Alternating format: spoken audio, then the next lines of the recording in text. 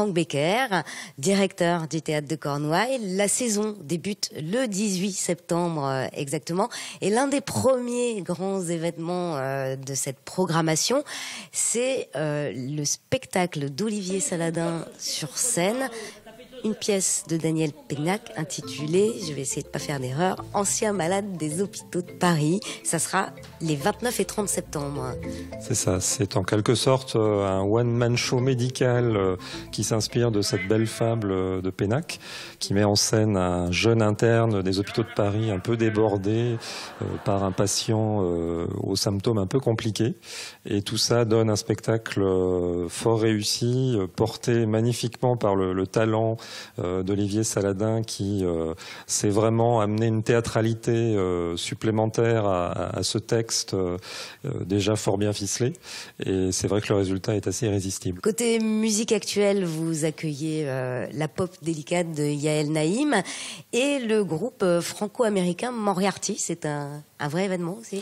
Oui, c'est vrai qu'il y a peu de dates de tournée du groupe Moriarty. On est donc tout à fait heureux et fiers de pouvoir les accueillir à Quimper. Ce sera le 8 décembre. Hein. Voilà, avec un concert qui est dédié à leur musique toute nouvelle qui sont sorties sur ce CD qui s'appelle Épitaphe et qui marie comme d'habitude chez eux différentes musiques puisque leurs univers sont souvent très voyageurs en allant du folk au blues en passant par cette fois-ci d'ailleurs beaucoup de rock et de rythme latin. On retrouvera bien sûr sur scène la chanteuse Rosemary Stanley dont la voix est assez irrésistible et qu'on est heureux d'accueillir aussi dans une ville où on a appris à l'occasion qu'elle avait des liens familiaux.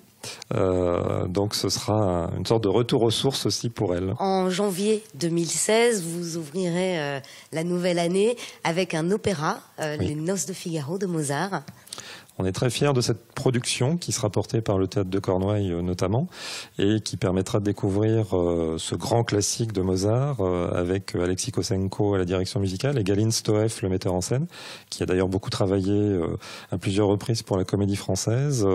On a aussi sur scène une très belle distribution de chanteuses et de chanteurs, donc ça devrait donner un résultat tout à fait intéressant. La comédienne Dominique Blanc et l'acteur Vincent Pérez se retrouvent sur scène pour 3 représentations en mars de la création théâtrale Les Liaisons dangereuses.